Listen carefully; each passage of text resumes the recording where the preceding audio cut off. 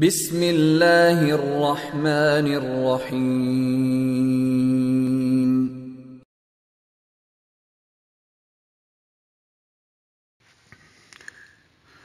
حضرت ابو ہریرہ رضی اللہ تعالی عنہ سے روایت ہے، رسول اللہ صلی اللہ علیہ وآلہ وسلم نے فرمایا، ایک شخص لوگوں کو قرض دیا کرتا تھا اور وہ اپنے نوکروں سے کہتا، جو مفلس ہو اس کو معاف کر دینا، شاید اللہ تعالیٰ اس کے بدلے ہمیں معاف کر دے۔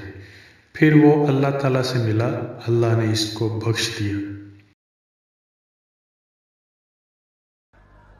سبحان اللہ سبحان اللہ سبحان اللہ سبحان اللہ سبحان اللہ